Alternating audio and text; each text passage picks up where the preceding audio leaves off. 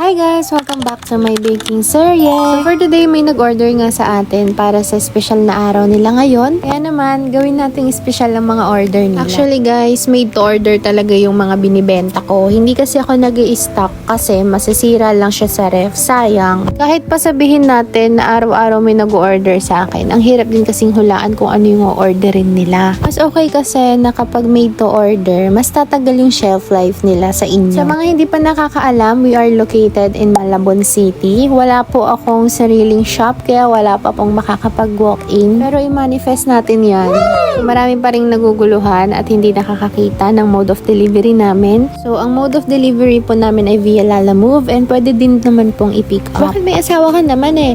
Pero lagi po kasing nasa trabaho yung asawa ko at pagod din po siya sa trabaho. Kaya Lalamove tayo guys. Tulungan natin ng mga kapwa natin. Mura lang naman ang Lalamove guys kumpara sa own rider. Then ito na yung mga binake ko. Ito yung mga bestseller namin. Double choco, biscuit cream cheese, and chocolate with slices. Aayusin ko na nga sila. So, maraming salamat po sa nag-order ngayong araw. At itong anak ko ay umiiyak na. Di niya na kayang mag-antay.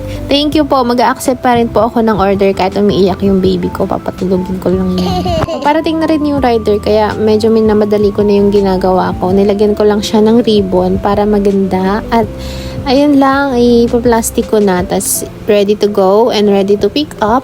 Thank you po sa mga nag-order. At kung gusto niyo po mag-order, mag-message lang po kayo sa akin at sa Heavenly Bakes by Elijah. Thank you so much guys for watching and thank you for being with me every day. Bye-bye!